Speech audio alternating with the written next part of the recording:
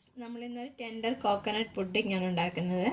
അതിന് വേണ്ടിയിട്ട് ഞാനിവിടെ ഒരു ടെൻഡർ കോക്കനട്ട് ഒരു 500 ഗ്രാമിൻ്റെ, ഇത് റെഡിമെയ്ഡായിട്ട് കിട്ടുന്നതാണ്. 500 ഗ്രാമിൻ്റെ ഒരു പാക്കറ്റ് വാങ്ങിച്ചിട്ടുണ്ട്. നമുക്ക് ആദ്യം ജലാറ്റിൻ ഒന്ന് ഡിസോൾവ് ചെയ്തെടുക്കാം. അതിന് വേണ്ടിയിട്ട് നമുക്ക് 5 ഗ്രാം ജലാറ്റിനാണ് വേണ്ടത്. ഇത് 10 ഗ്രാമിൻ്റെ ഒരു പാക്കറ്റാണ്. 5 ഗ്രാം നമുക്ക് ഇതിനകത്തോട്ട് പൊട്ടിച്ചിടാം. ഇതിൻ്റെ പകുതി നമുക്ക് ഇതിനകത്തോട്ട് ഇട്ട് കൊടുക്കാം.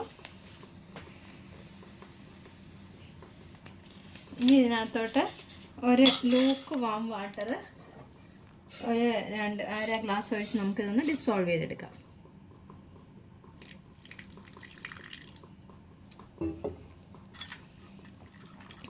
ഇത് നന്നായിട്ടൊന്ന് ഇളക്കി കൊടുത്താൽ മതി.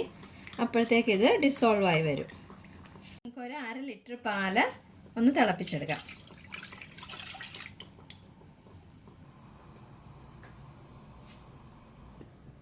പാല് തിളച്ചിട്ടുണ്ട്. ഈ പാല് തിളച്ചുകൊണ്ടിരിക്കുമ്പോൾ നമുക്ക് ഈ ഡിസോൾവ് ചെയ്ത് വെച്ചിരിക്കുന്ന ജലാറ്റിൻ ഇതിനകത്തോട്ട് ഒഴിച്ചു കൊടുത്ത് ഒന്നുകൂടി ഇളക്കി കൊടുക്കാം.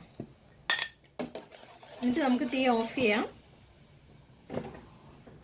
ഇതിനി ഇവിടെ ഇരുന്നൊന്ന് തണുത്ത് വരണം. തണുത്തിട്ട് വേണം നമുക്ക് ഇതിനകത്ത് ബാക്കി ഇൻഗ്രീഡിയൻസ് ഒക്കെ ആഡ് ചെയ്യേണ്ടത്. വേണ്ടത് ഫ്രഷ് ക്രീമാണ്.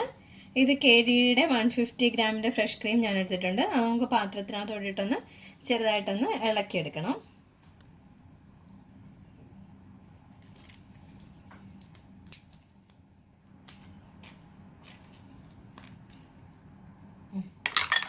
നമുക്കിത് നന്നായിട്ടൊന്ന് ഇളക്കിയെടുക്കാം ഫ്രഷ് ക്രീം.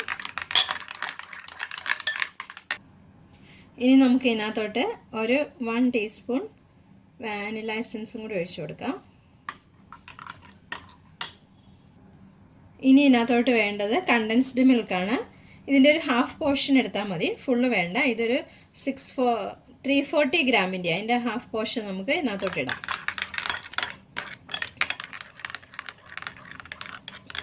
ഇത് ഞാൻ പാക്കറ്റിലിരുന്ന് ടെൻഡർ കോക്കനട്ട് ഇതിനകത്തോട്ട് ഇട്ടതാണ്. ഇത് 500 ഗ്രാമാണ്. ഇതാണ്ട് ഒരു ലൂസായിട്ടുള്ള ഇങ്ങനെ പരുവത്തിലാണ് നമുക്കത് പാക്കറ്റ് കിട്ടുന്നത്. ഇതിനകത്തോട്ട് നമ്മൾ റെഡിയാക്കി വെച്ചിരിക്കുന്ന ഫ്രഷ് ക്രീമും ഇതെല്ലാം കൂടി ഇങ്ങോട്ട് ഇതിനകത്തോട്ട് ഒഴിച്ചു കൊടുത്ത് മിക്സ് ചെയ്ത് കൊടുക്കാം.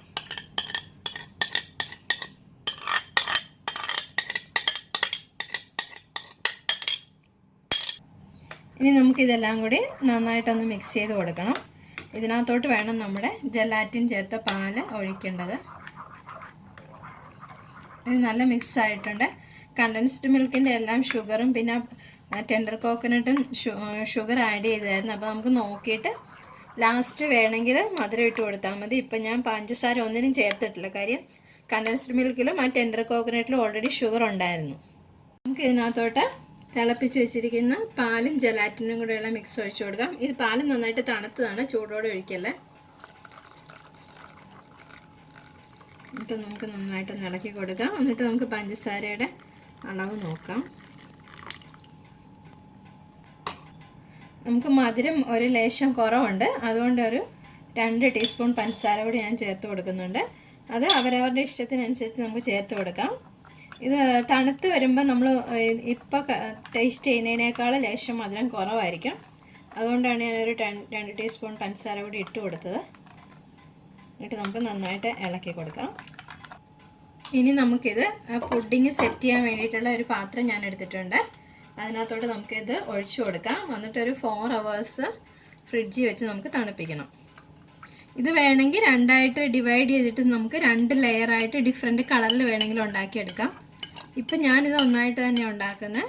ചിലപ്പോൾ നമുക്ക് ആവശ്യമുണ്ടെങ്കിൽ പാർട്ടിക്കൊക്കെ ആണെങ്കിൽ നമുക്ക് 2ആയിട്ട് ഒരു ഗ്രീനോ റെഡോ കളർ കൊടുത്ത് ഡിഫറെൻ്റായിട്ട് 2 ഷെയ്ഡായിട്ട് ഉണ്ടാക്കിയെടുക്കാം. ഇനി നമുക്കിത് ഫ്രിഡ്ജിൽ വെച്ചിട്ട് ഒരു 4 hours ഒന്ന് തണുപ്പിച്ചെടുക്കാം. നമ്മുടെ കോക്കനട്ട് പുഡിങ് 4 hours കഴിഞ്ഞിട്ട് സെറ്റായിട്ടുണ്ട്. നമുക്കിനി ഇത് മുറിച്ചൊരു പാത്രത്തിനകത്തോട്ട് എടുക്കാം.